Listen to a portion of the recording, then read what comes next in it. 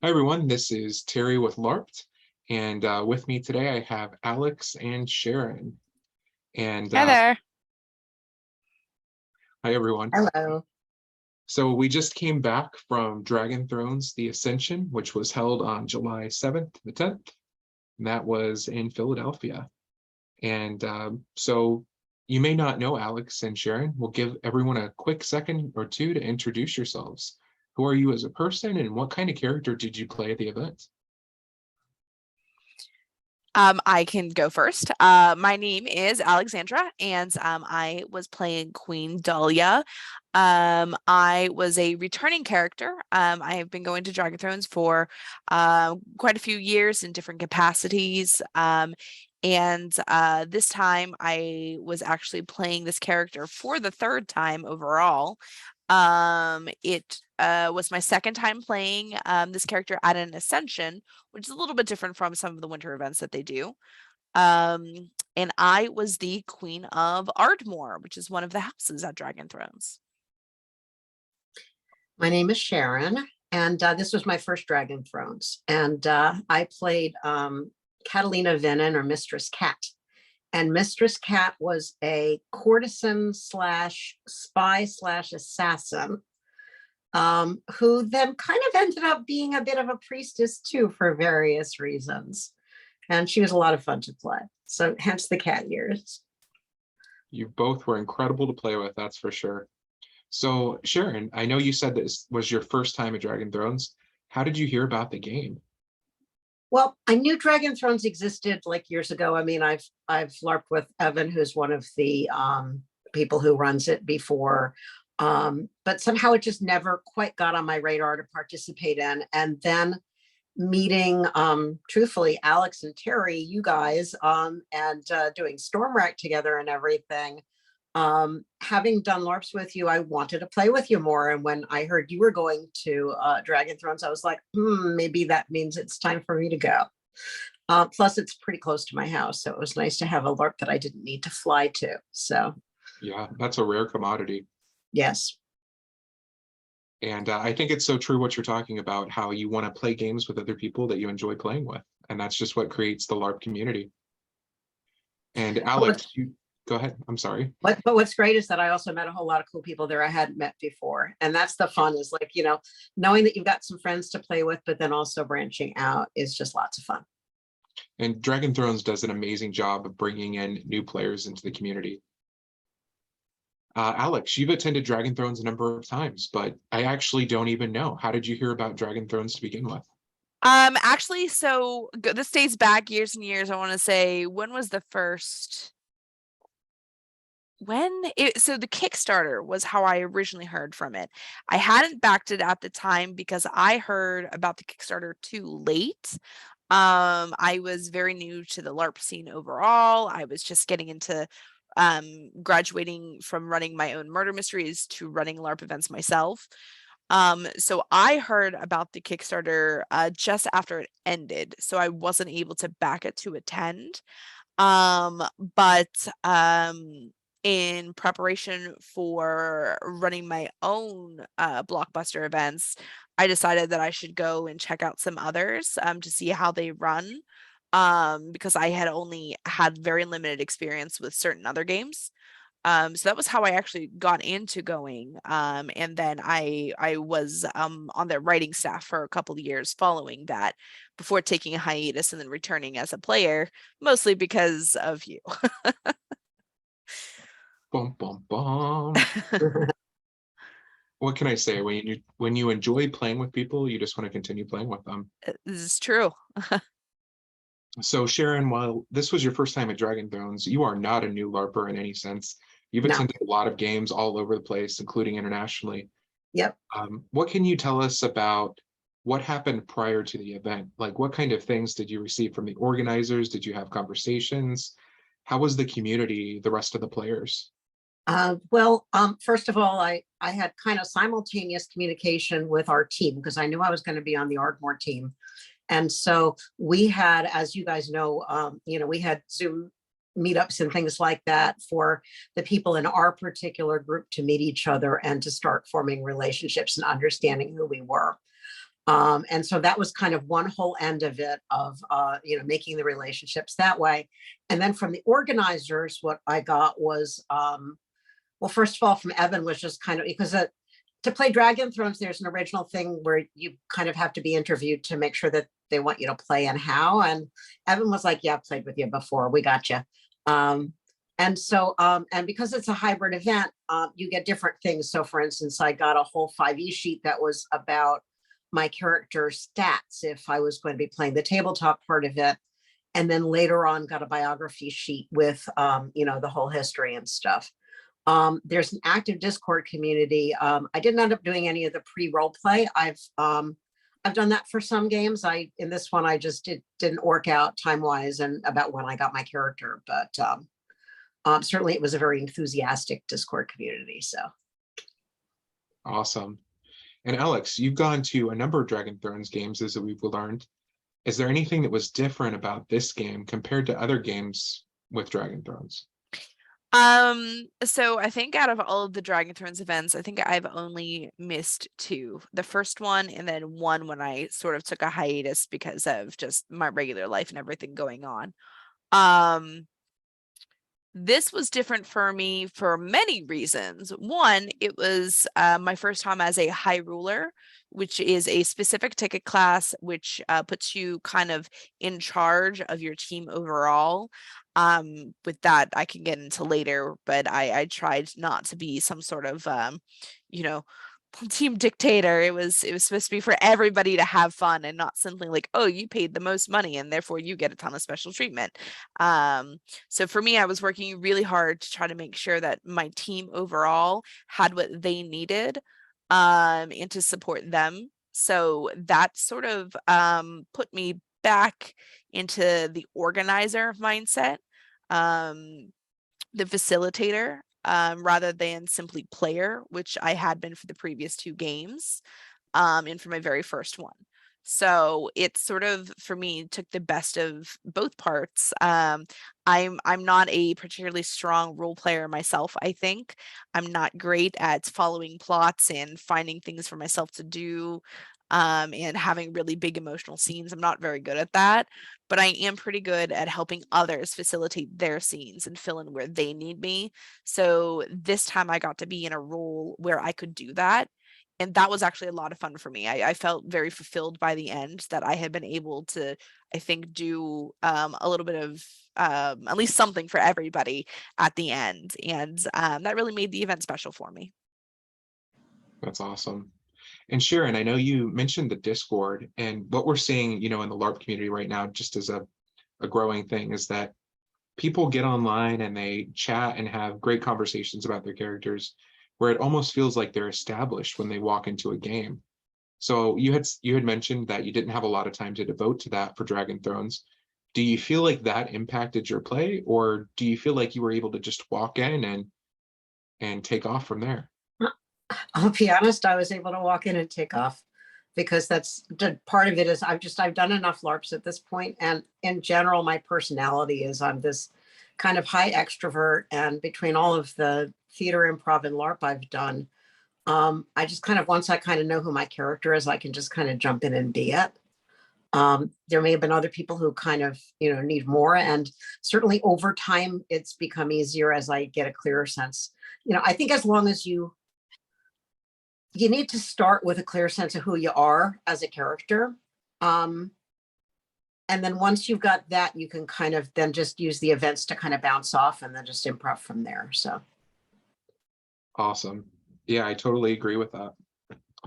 And Alex, so this was a Dragon Thrones and Ascension, which you had attended previously. Yes. What was the overall premise of the event now as the Queen of Ardmore going into it? Sure. So the premise of the Ascension is essentially that all of the kingdoms are getting together as sort of a competition to win the most favor in the eyes of the Golden Court and the Golden Dragon King, which are parts of the Dragon Thrones lore.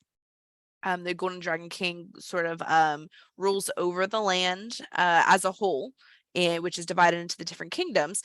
And if you win an Ascension, then the High Ruler moves onto the Golden Court, so sort of moves up or ascends.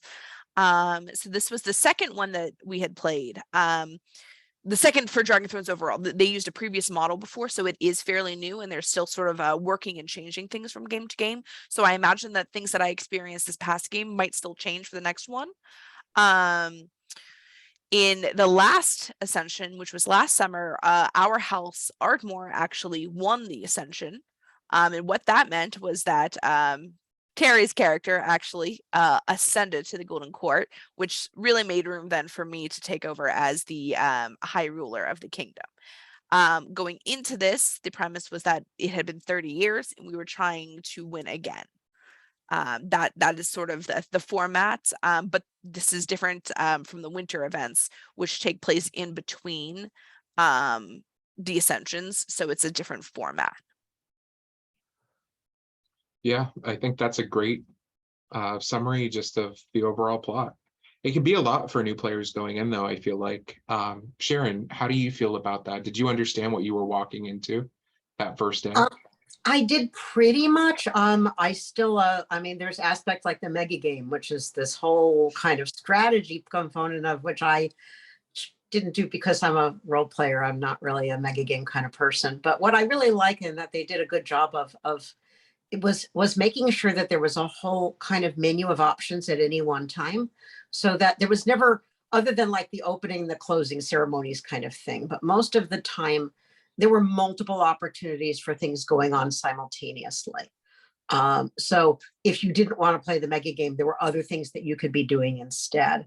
And what it meant is that you had to do some choosing sometimes, but it meant that people could go in a lot of different directions. And there wasn't really a lot of time where it was like, I have no idea what to do with myself. It just, if anything, it was kind of like, uh-oh, I have to be at this place for this thing now.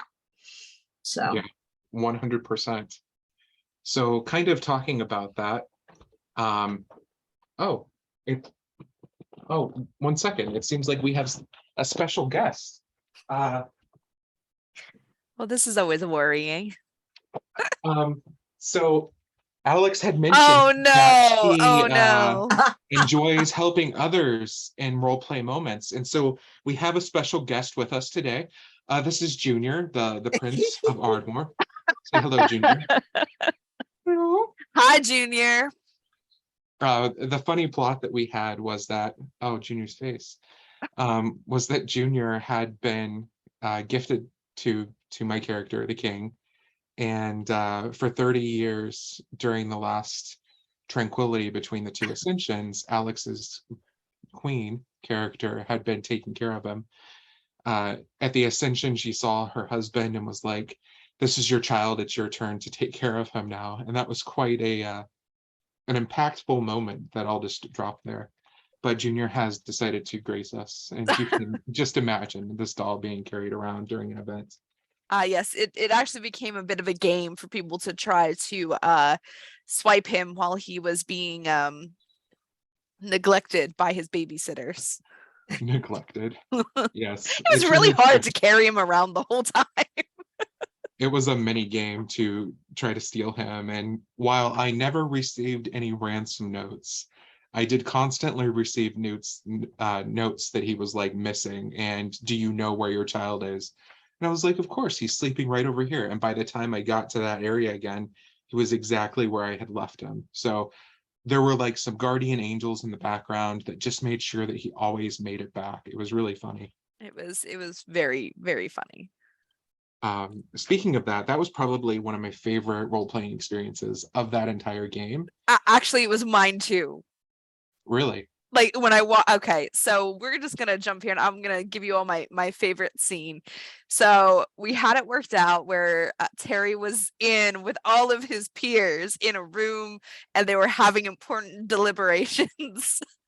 And I burst into the room carrying a swaddle and Junior and called him out for not doing his duties as this child's adoptive father, and that it was his turn. And I sometimes making a scene can just be funny, and everybody in the room thought it was very funny and they all played along.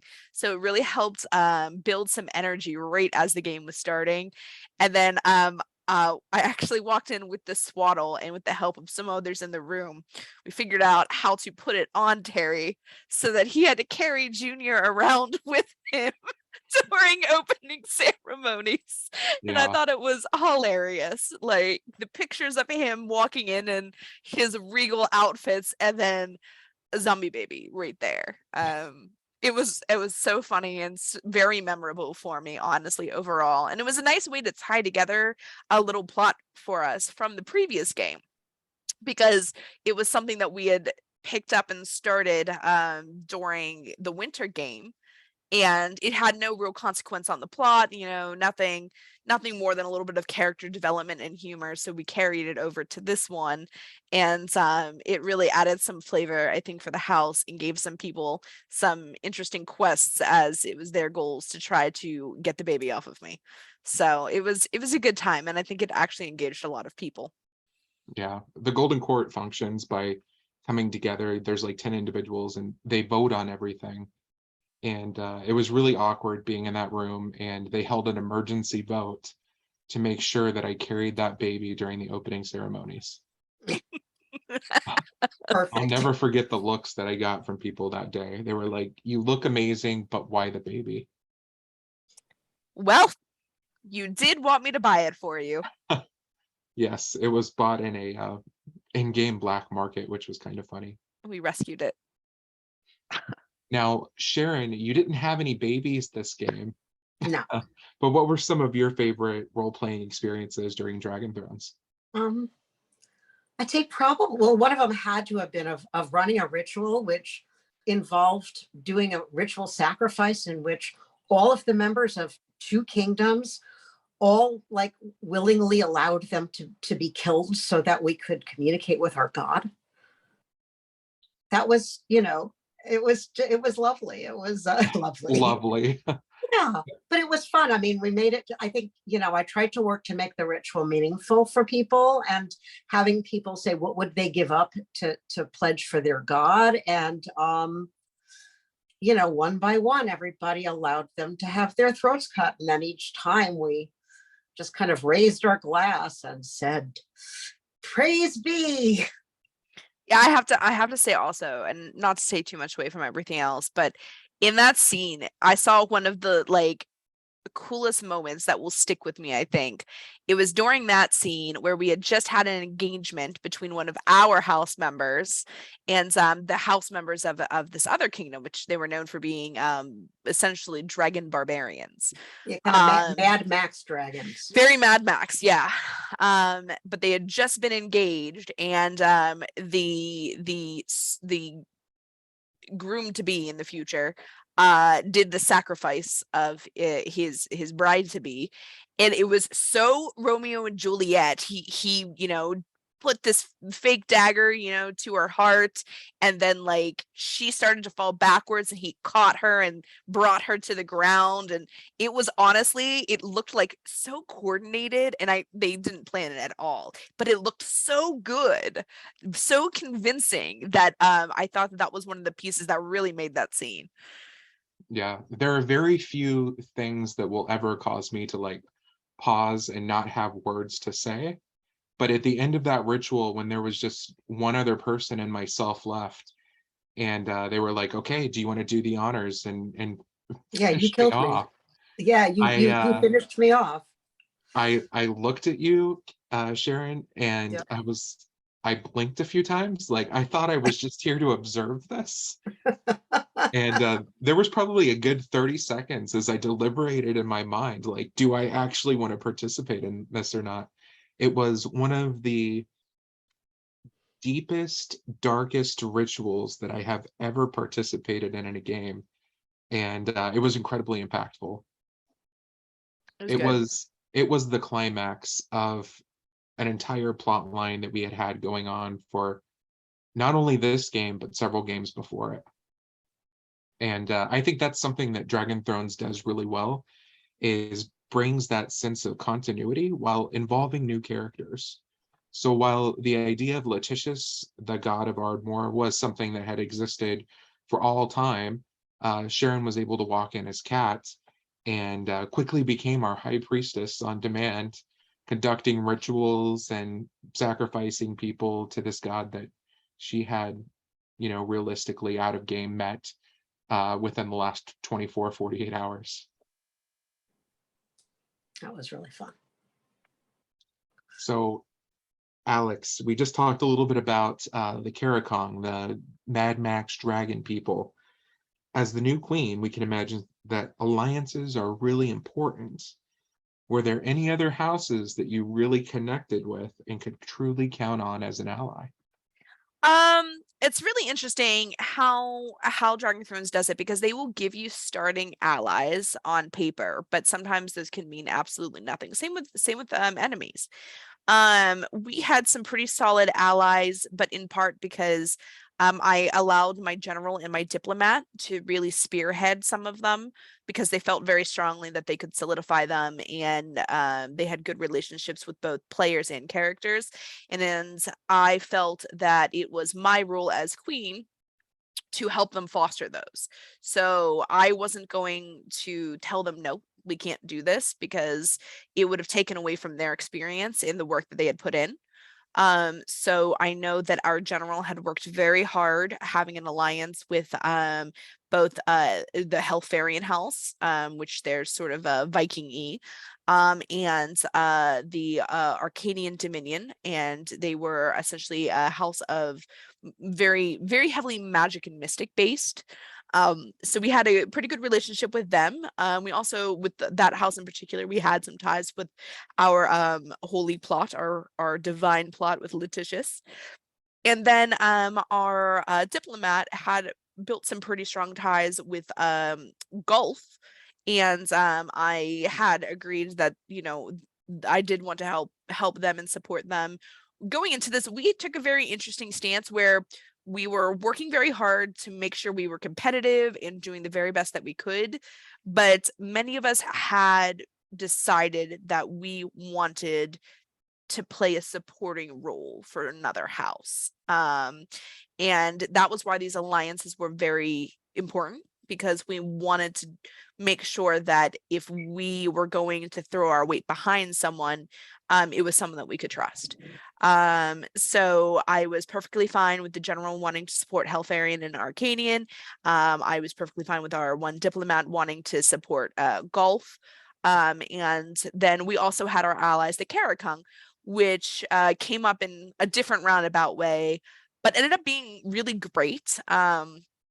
They were players who were really down to have some mixed plots, to work together and have some things going on.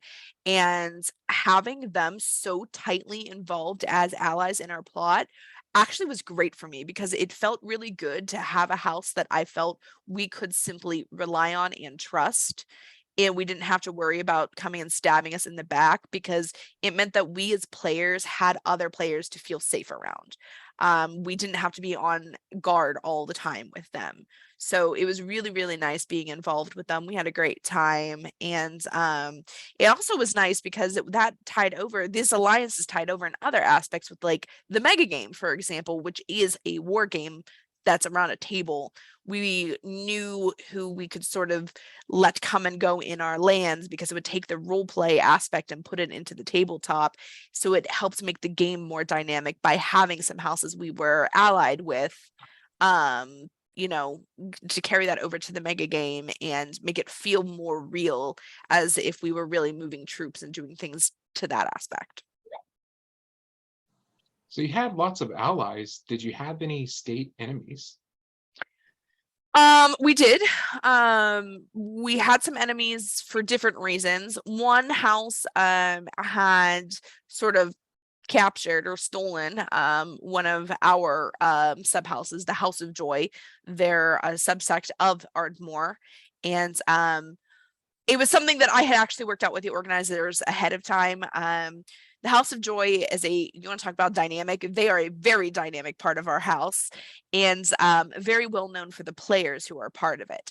And those players were not able to return this summer, But because I wanted them to have the option of returning without feeling like we had recast those characters, recast those roles, we had changed it in their absence, I had requested that we have a reason to remove them from play for the game. What this allowed was for Sharon's character to actually be searching for them, and for us to have a reason to, put ties out and, work on making deals and bargains, because we wanted to find what happened to this house. And it gave us a sort of a starting enemy with the house that took them. So we worked out at the end. They were rescued. We did have to pay a toll to help get some stuff built in the end, but that worked really well, I think. And then likewise, it sort of put us at odds with another house that wanted to replace the House of Joy. And because it was our plot to rescue them and return them, we felt very strongly that we couldn't allow that to happen. We didn't want the house to simply be redone in another kingdom. So that sort of made us enemies with a kingdom that wanted to try to reestablish it in their absence. So that gave us some pretty strong starting enemies, I think. Okay. And Sharon, I know that you were a member of the House of Joy, Yes. and it was one of your primary character goals to safely return them. And we just heard about all these different things that were going on. Were you successful in your goal? And how did that really play into your personal plot? Well, it played in lots of ways. First of all, the house that was trying to replace them turned to there was a kind of cat fight kind of thing of the individual who was trying to replace, and at one point had arranged to basically have rights to the name. And we're like, no. So there was a lot of kind of sniping back and forth, which was really fun in character, while the out of character, the player and I were negotiating, how do we want to do this? And in the end, we actually kind of negotiated a bit of a rapprochement where for the first time, she realized that I wasn't just interested in this for a business standpoint, but that this was my family that I was trying to rescue. And so we were able to kind of come to peace on that in the end. In the end, I was able to participate in a ritual to bring them back from where they had been secreted away in the dreamscape. And that was very moving. That was to call them from a dream and to try to get them back was something where I found myself tearful and, really moved by it, about needing to just be very direct about, I need you, you're my family. Kat was an orphan who was raised by the House of Joy. So this was, in every sense of the word, her family. So that was very satisfying. Yeah. I know that there were constantly times that people would approach me in character about the House of Joy. And being on the Golden Court, one of the few things that I had was a ton of money, which allowed me to put hits out on people. And the House of Joy was something that I protected with a lot of money, that's for sure. Yeah. I think you actually died once in that endeavor. Yeah, I did die once. But it all worked out okay. And you see how casually we talk about dying. It's because it wasn't a permanent state of being in the game, of course. It seemed like you would die and you would go on a quick. Actually, did anybody go on a death quest? Yeah, I did. What was that like? Oh, it was actually a lot of fun. One of the Golden Court members was Lady Death. And when you died, you would go to her, and she had a book of death, the Book of the Dead, I'll just call it. And in it, she sort of had prompts, things that she would ask you regarding life and death, and things that she would send you searching for in order to cross back over, to step through the veil and back into life. I wasn't eager to go on one because I thought it was going to be a large time sink that I didn't have. But I did it, and I'm glad that I did, because it was fun. It was short. It was fun. Had some very funny moments as well. One of the questions was to find her something that was as ugly as my death was beautiful. So I found my child Junior and showed it to her. And I can confirm that Junior is offended by this. But yeah, so it was actually fun. would die again at Dragon Thrones. 10 out of 10 would 10 out of die 10 again. would recommend. That's funny. Sharon, you had mentioned that there were so many things going on that you were like, I have to be at this place at this specific time. Can you describe what the schedule looked like for the event? And I know Well, you said there were, okay, go ahead. there were multiple things happening at the same time for a good. So for instance, simultaneously, there's the mega game. Simultaneously, there are members of the Golden Court wandering around that are setting tasks for people to do. And some of the tasks are very short and some of them are longer. At the beginning of the game, given that I was one of the spies, we got these keys that we were challenged to do this thing where you had to wear your key in plain sight. And if you saw somebody else's key, you could challenge them for it. And it was interesting because in the end, a number of the players, we worked together. We actually decided to, instead of kind of competing, we cooperated and we were able to use the keys to open various treasure boxes and things that were there. So there were a lot of different trials. There was an obstacle course from one of them that, yes, Mistress Cat ran the obstacle course in her own inimitable way. And there was a whole buffer quest, which involved going into the catacombs and battling creatures with swords and spell packets and things like that. There was LARP battle stuff. There were performances. There were just so many different things. So much stuff to do. That is a great way to describe it. I feel like at any time there was probably like 3 or 4 different things going on that could earn your house favor. And so people would go out, different members of the house would go participate in different things so that you were always represented. And that was part of the feedback that I got during the game, was that Ardmore really did that in such a fantastic way, where everybody was always somewhere and doing something for the benefit of the house. Oh, this is one of my favorite questions. And I'll let whoever wants to answer it go for it. But I'd love to hear both of yours. Did you have any really good laughs with friends? And what was the story behind that? Oh, I've got one. So during the buffer quest, we ended up with this shard of pottery, and there were supposed to be 7 shards that are going to be put together. And so I knew our house had gotten one. And a little later on, some of the other players came over. They're trying to collect the shards and figure it out. And I was like, well, I'm not sure who had it by now. And our diplomat had it, who is a very tricky character, shall we say. So the diplomat says, we're like, they're like, where's the shard? And he's like, well, I'll tell you, I left it in a box in our room, the kingdom. Every house has, every kingdom has their own kind of common room. I left it in a box and somebody stole it. That just kind of, this happens. Sometimes things get stolen. I'm really sorry. I wish I knew who took it. And it was very earnest and very serious. And then everybody, walks away and trying to figure out where to go next. And I turned to him and said, stolen. He says, yeah, I sold it to this guy for 10 favor. So. That's priceless. That does sound like Roderick. Oh, that yes, was it Roderick. does. Absolutely. What about you, Alex? Any really good laughs?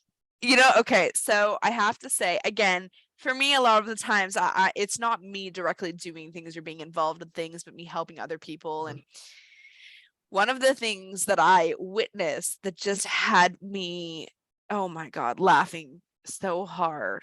It was during our big feast. We're sitting down, and our allies, the Caragong, the Mad Max dragon barbarians, they came in carrying like a bunch of like body parts, Halloween store body parts, and oh man, they came in, and it was a nice intimidation show. This was after we had already done our engagement little ceremony. So my friend Michelle, sitting next to me, says, I'm gonna go down and take them some forks. So she gets up and takes them and just waltzes on over. She's in like a gown. They're going to town on like these fake limbs, and she just waltzes over and walks up to one of them and shoves a fork and knife into their hand. Well, first she tucks the napkin. He's bare chested except for this chain. Yes. And first thing she does is she tucks the napkin into the chain and Yes. says, "You need to be wearing a napkin." Yes, make a bib. Yes, and then she hands him the fork and says, "You need to use a fork." It was But one beautiful. of the best parts as well was that he went along with it. Yeah. Like it was so funny to watch them because it made it seem like, yes, like we are allies. Like this is a real thing. We really are. They're helping us, you know, with military support, and we're helping them with some culture. And it actually felt very real because for at least a little while he went along with it. So it was so much fun. It was hilarious to watch. And I'm not sure how many other people even really picked up on it because they were towards the back and hard to see, but it was so good. It was so good. And I have it on video. Yes. Oh, that's awesome. The whole engagement thing. So the moment that everybody was doing entrances, I had worked out of game with Michelle and with her fiance. She had no idea who she was going to be marrying. And as the different houses were coming in, she's like, "I know that one of these people is potentially going to be my future husband. Who is it going to be?" And as the Caricong came out, what was her response? So they came in, you know, pretty much hooting and hollering, shaking chains and stuff because they, you know, they had some of their people were so prone to rages that they had to be shackled up for safety. They came in and she turned and looked at me and said, "I am not marrying one of them." The And I'm irony like, of that statement. because I actually didn't know at that point that she didn't know who it was, just that she said she was cool with doing the marriage. So I'm like, it was Terry's fault. And she was like, "What?" I'm like, "Oh, no." So of course, one of the things that we held for a scene like that was a negotiation out of game. And so we brought the two together and they were like calibrating, okay, this is how far I'm willing to go with a romance in game. And so they had this quick talk. And basically what they determined was that Michelle's character had gone through a number of different husbands, likely quickly. through unfortunate means. And it was very likely that she's going to attempt to kill her future husband and take his wealth. She loved money. What can we say? As they were negotiating, though, that's kind of turned into an in-game thing where she was negotiating with this king of the Caricong what she wanted and expected as far as how she was going to be treated in their society. And, you know, some interesting things came up, like they didn't have a queen title. What would she be called? But hearing some of the things that she said, like that He man has to wear a shirt. He has to wear a shirt, and he's like, and I'm like, I don't think he owns a shirt. And then she said his nipples must be covered up. And he said, "Fine." It was just hilarious hearing that negotiation. I had to walk into a corner and just cover my face as I laughed uncontrollably. It was so fun. That was some of the stuff. Again, the Caricong Alliance honestly was so much fun. It was. And what I love about Dragon Thrones is that there's space for so many different types of characters that can then interact. So to have this prissy, money-loving, you know, noble woman interacting with these guys, and watching her do the obstacle course, you know. So yeah, and just there's a space for all of these different characters to play together. That is so true. But now changing to a more serious subject.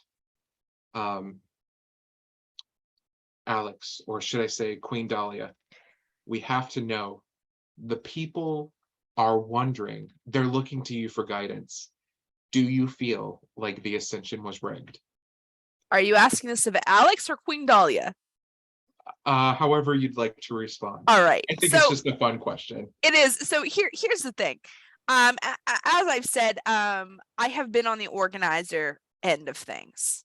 So I know how I probably would have been inclined to do things if this was something I was running, which is why going into this, I knew that we were going to put our hearts in and all of our efforts and do what we could. But that we would also choose other teams to support in the event that it was unlikely we would win. I can stand by that we did put all of our effort in. I think in most cases, individual tracks of content were very fairly judged. When it came down to the end, I think sometimes what is best for the story is something that needs to be taken into consideration. So I think that in the end, going into this, I do not believe that it was rigged in the sense that they knew who was winning. They knew who they wanted the end result to be. They knew what they were going to do. I don't believe that that was the case. I do think that at the end, you take the sum of all of the events in the world as a whole and you decide where do we go from here. And I think that that probably played into the final results. It's something that I think for people who are very competitive and want to see very points driven games would not be happy about. But for a lot of LARPers who go into this knowing that they are limited in their abilities and what they can contribute and do, it does help balance the scales so that for people who think, I can't sing, I don't have a talent to show, I can't do the martial display and I can't dance, I can't do all of these tracks of contents, I don't feel like I can contribute. Does that mean that I'm holding my team back? I think that the answer is no, because in the end, the winner is going to be picked in a way that they can drive the story forward for future games and spread the wealth. That's how I think it is. And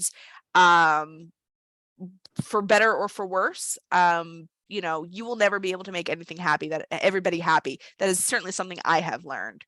And I think that the winner at the end, it was golf, by the way, someone that we did decide that, you know, we were good supporting and having an alliance with.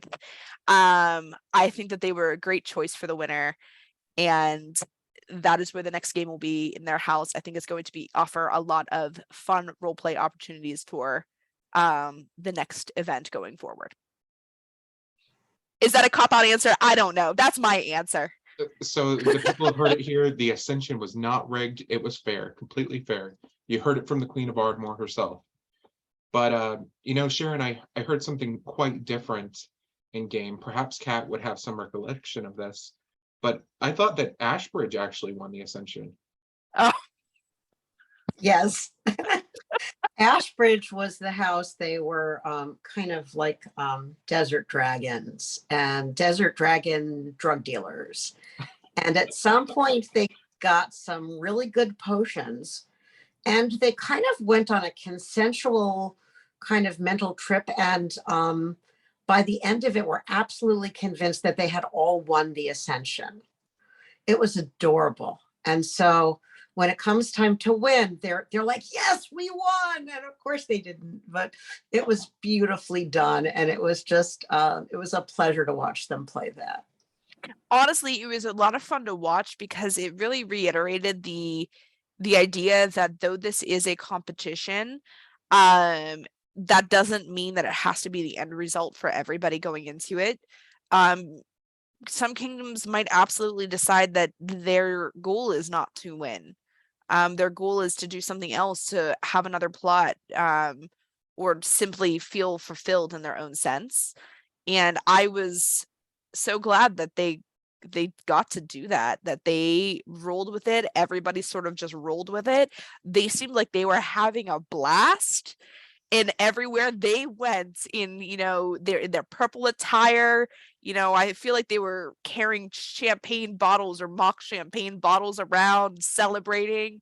They brought energy with them, and it was a lot of fun. Yes. It was really funny to walk into the Golden Court room, which the Golden Court could, for the most part, I guess the easiest way to say it is one shot a typical player. You were earning the favor of the Golden Court. You wanted to impress them as much as you could. These were kings and queens and beings of old that had won previous ascensions.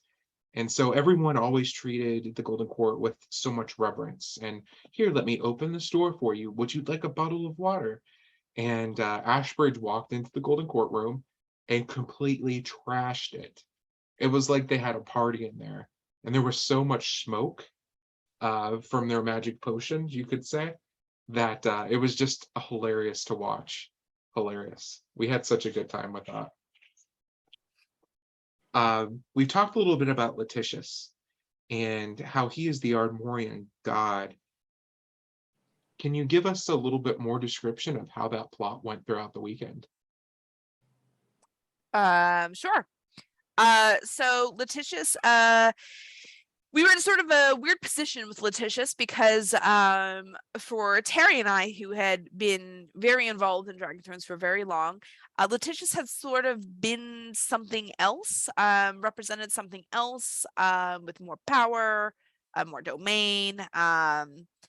It was something that our house very, very heavily relied on. Ardmore is known to be a theocracy, so it was very largely our composition for our political structure. So it was something that meant a lot to us when we heard that our plot was that Letitius was not speaking to us. So our goal, in part, in addition to trying to win and find the House of Joy, was to try to reestablish our connection. So it was a little rough because we had heard varying reasons in the end as to why this was happening. And those reasons, I will say, elicited different responses from different players as far as their enthusiasm to the plot.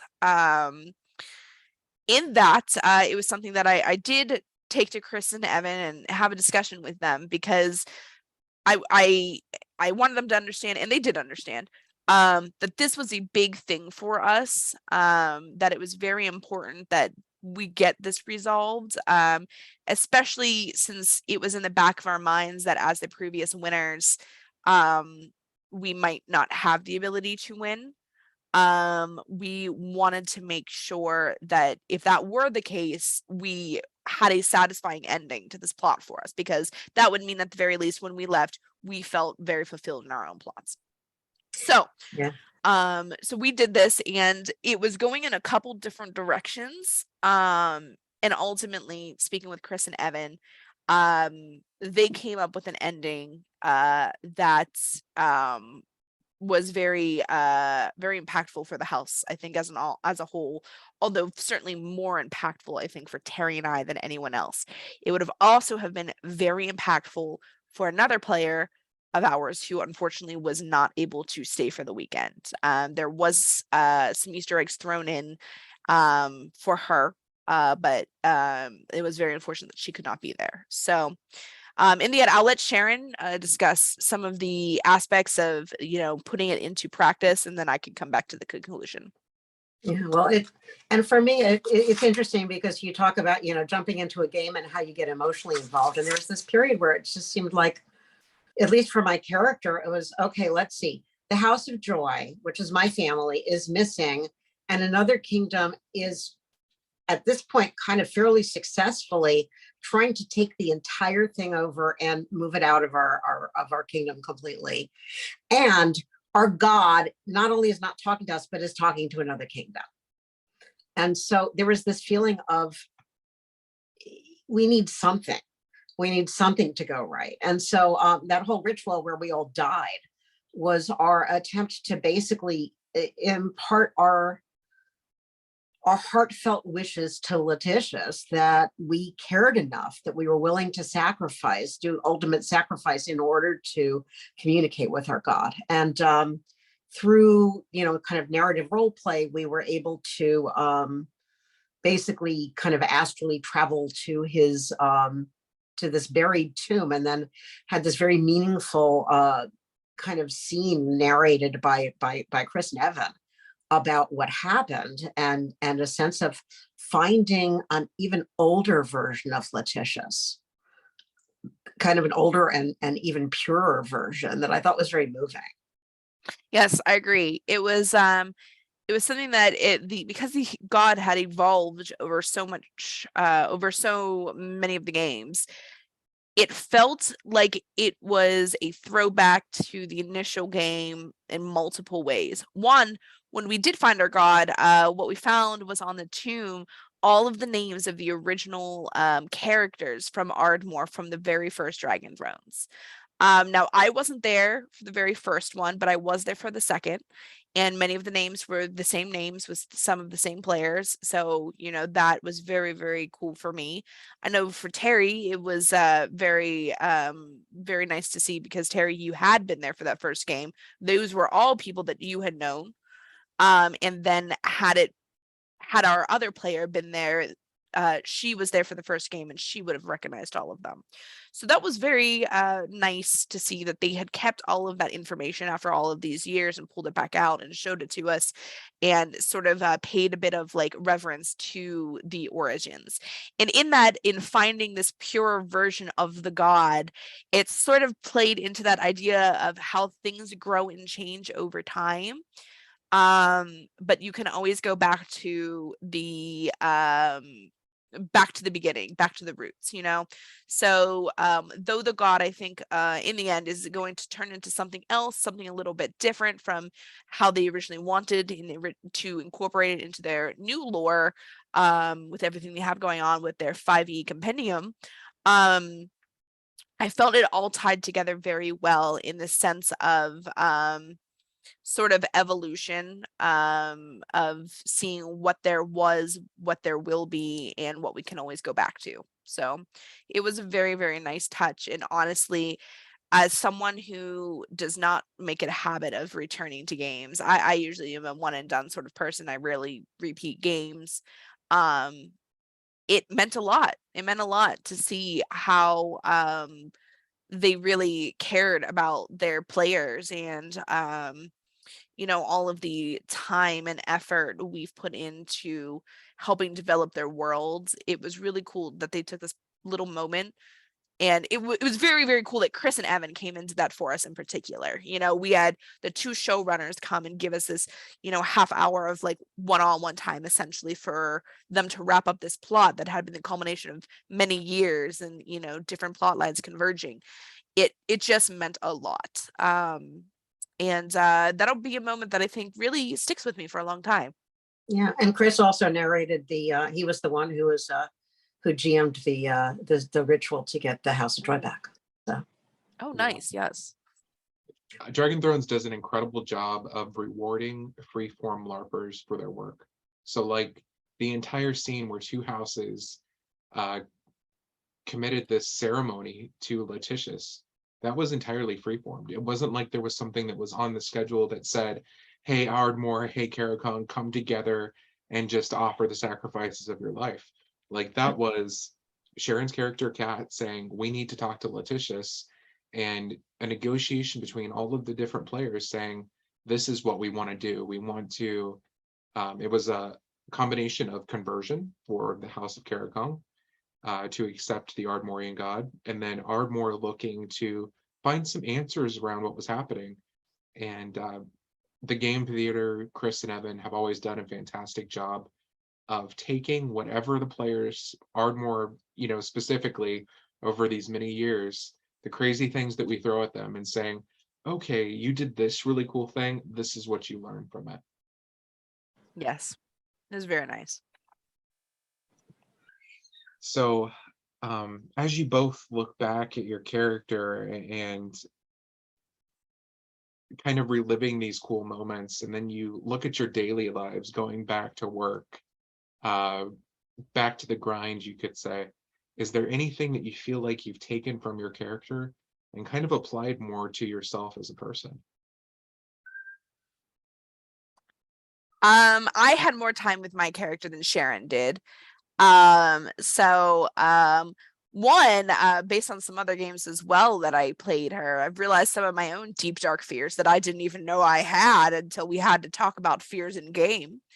And on the, more lighthearted end, I played a character that was generally very just lighthearted and friendly and everything. And that was her outward appearance, not sweating the small stuff while dealing with all of the stresses going on in the background. I think it's less that what I took away from my character and more what I put into the character. I think out of all of the characters that I've ever played, this one ended up being the most like me. And in some ways you could say, well, Alex, why would you ever do that? Like, why would you just essentially play yourself? But I'll tell you why. I started this character at my very first event post COVID. Over the COVID, it had been a fairly rough time. Everybody had a rough time, you know. But with family members and health issues, I was very, very isolated for a very long time. And part of what I think has always made me me is my desire to organize, my desire to facilitate, and my desire to bring people together to have a good time. And I didn't get to do a lot of that over these past couple of years. So I played a character that did do all of that. And in some ways, it's like it kind of reminded me of who I was. I don't know if that's like cheesy or makes any sense at all.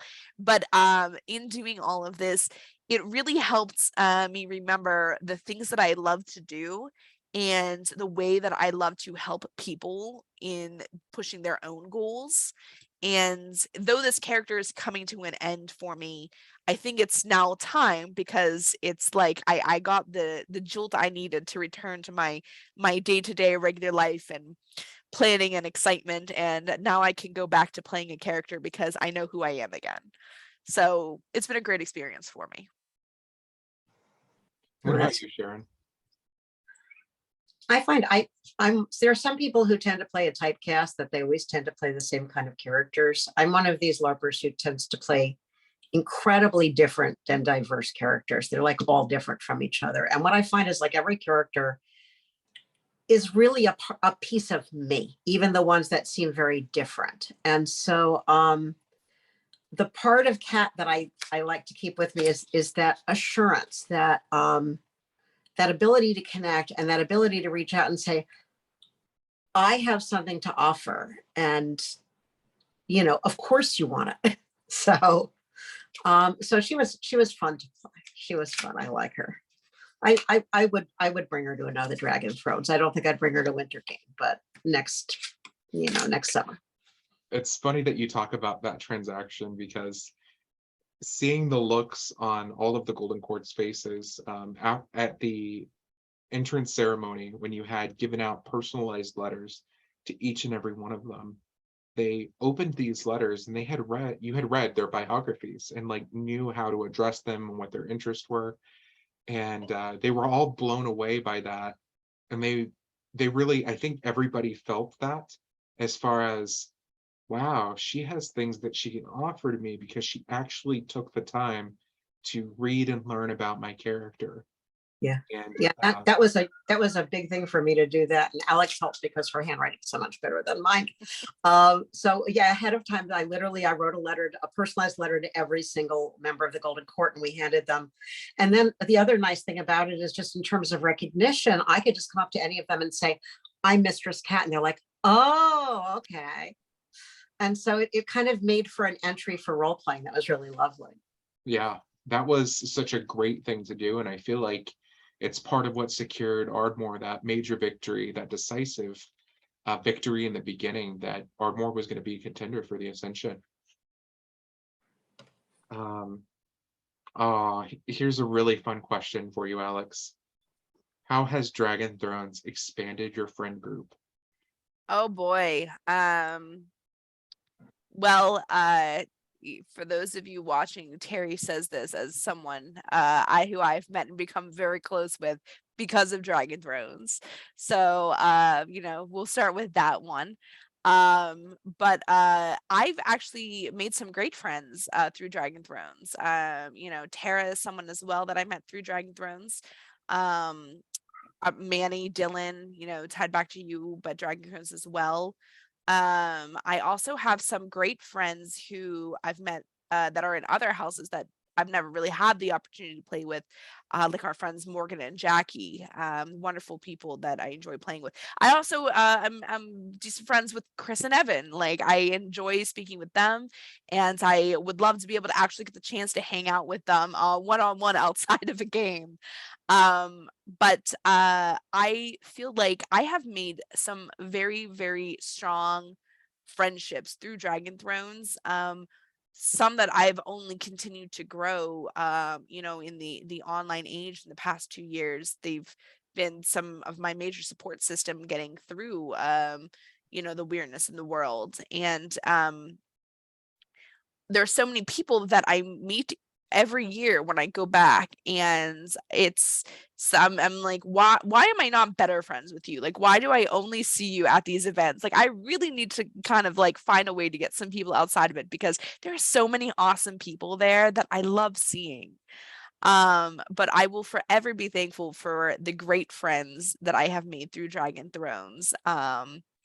I could never trade that for anything. For the ups and downs, you always have games that are good, games that are bad. I don't even say bad. I would say sometimes you just have experiences that are rough.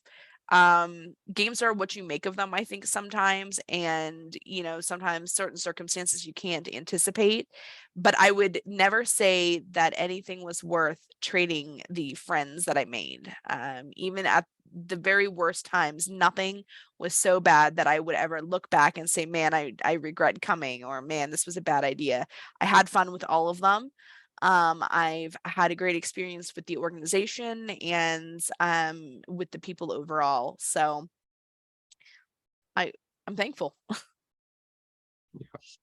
And really important, Sharon, this as your first Dragon Thrones, the big question that everybody would really want to know: do you plan on attending future Dragon Thrones events? Yeah, absolutely. There was Absolutely. no hesitation there. Yeah, no, yeah, I already know I want to go to Winter Game. And one of the things that was really fun, I mean, with this, because I was an Ardmore, a chunk of the players I had already LARPed with at least once before, some of them twice, more. And so it was deepening those friendships and making some new ones. But one of the reasons I'd like to go to Winter Game is because I'd like to spend more time with some of these other players. And one of the things I really like about the Dragon Thrones community, as somebody who's on the older end of LARPers, there's a really wide age range at Dragon Thrones. And so I'm fine. I have friends of all ages, but it's nice knowing that there's people there who are closer in age to me rather than all significantly younger. And that was great. Awesome. Well, I really appreciate both of you coming and talking. You're both really active LARPers in the community, participating in different types of events all the time. So what's next on your schedules? Sharon, do you have anything before our fall event? I do. I'm going to be September. I'm going to go to Sweden to go to Knutpunkt, which is the Nordic LARP convention. I'm going to be running a workshop there on Yes, Your Character Can Dance, folk dance for LARPers. And then in October, I'm going to be going to Finland to do Disgraceful Proposals, followed by Poland to do College of Wizardry 24. And then October, there is also Project Ascension in New York City, Cyberpunk, with Ryan Hart and that group. And then we get to go be vampires in New Orleans in November. Yes, we are going to Saturnalia, which is a Vampire the Masquerade game in New Orleans. So that is the next one on my agenda. I unfortunately don't get to go to many games anymore. I really have to schedule them far out. So that's the next one that I'm going to. We have some private games in the works. I've taken to doing some of those closer to Pittsburgh that I can help organize.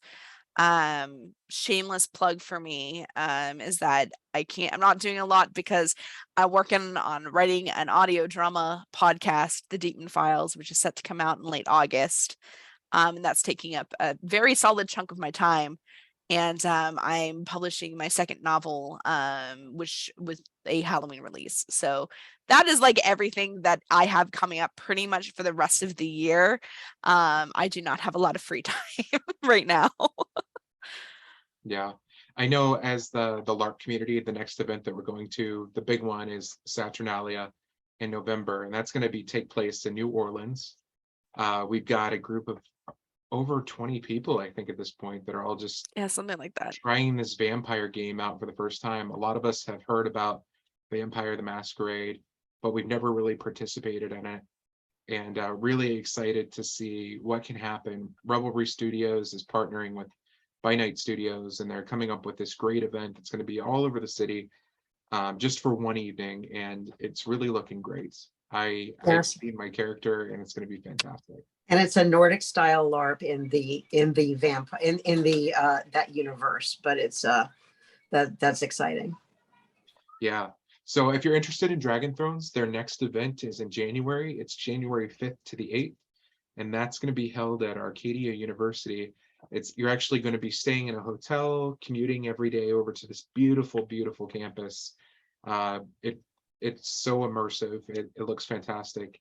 Their website is dragonthronesgame.com, and you can actually scroll down on their page. You'll see this beautiful like balcony thing that comes down, and they compare it actually to that which you would have seen on the Titanic, and it makes for the perfect ship. I think the theme is dark waters, right? Yes, yeah, that's what I think I saw. Yeah, which honestly, as a child, was one of my favorite 90s like franchises, the Pirates of the Dark Water. So really excited about that. I think it's going to be an awesome event. Golf is notorious for their chant, which goes something like Golf, golf, golf, golf, golf, golf, golf, golf, golf, golf. golf, golf, golf. And if you attend this event, I am sure that you will hear that word in your sleep. But thank you all so much for joining us, and Thank thank you you. again to Thanks, Alex Terry. with us. Have a great evening, everyone.